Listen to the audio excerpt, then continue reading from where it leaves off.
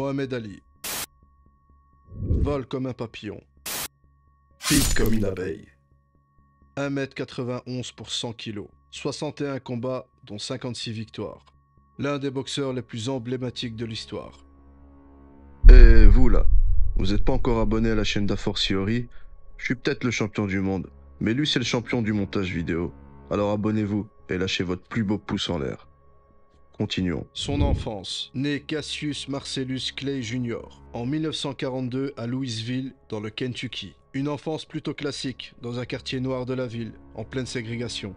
À l'âge de 12 ans, au lycée, on lui vole son vélo. Ali voit rouge. Pour un gamin de son âge, son vélo, c'est un peu comme une Tesla. Il décide alors de prendre des cours de boxe afin d'infliger une sévère correction au coupable. Ses débuts de carrière. Son entraîneur, Angelo Dundee, vous savez, celui qui entraîna également Sugar Ray Leonard, le prend alors sous son aile. C'est le début d'une révélation.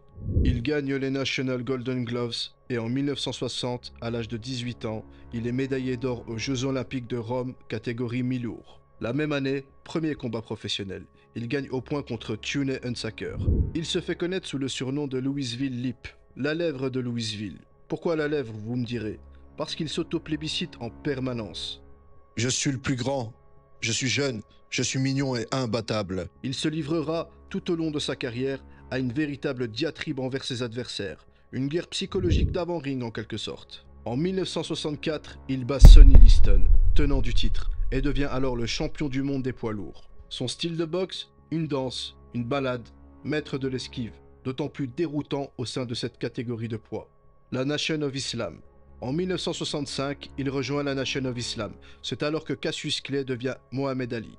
La même année, Malcolm X, son mentor et ami, est assassiné. Ali regrettera longtemps d'avoir pris ses distances avec lui sous prétexte qu'il avait décidé de quitter la Nation of Islam. D'ailleurs, la dernière fois qu'ils s'étaient rencontrés, c'était au Ghana.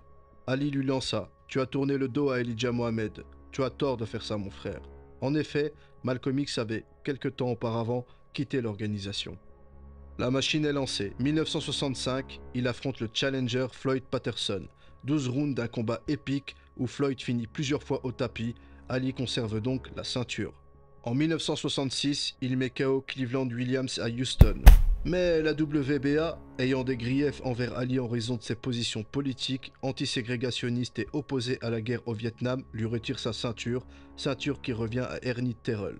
Cependant, Ali la récupère très vite en battant Terrell en 1967.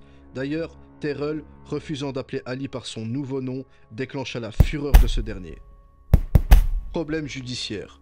La même année, il s'attire les foudres de la justice américaine, refusant d'intégrer l'armée et d'être déployé au Vietnam.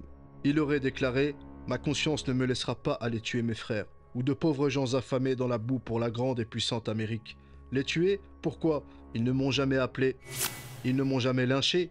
Ils n'ont jamais lâché les chiens sur moi. Comment pourrais-je tuer ces pauvres gens? » Il écope pour cela d'une lourde peine. Déchu de son titre de champion du monde de la WBA, il se voit également retirer sa licence de boxe. Ce n'est qu'en 1970 qu'il la récupérera et sera acquitté par la Cour suprême des accusations à son encontre.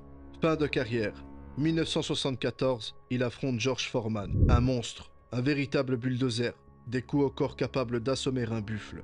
Le combat a eu lieu à Kinshasa, au Congo, un ultime titre de champion du monde pour Ali, non sans mal après avoir encaissé la foudre.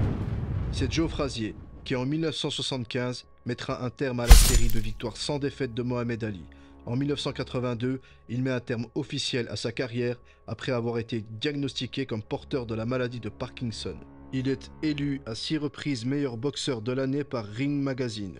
En 1999, la BBC le qualifie de sportif du siècle.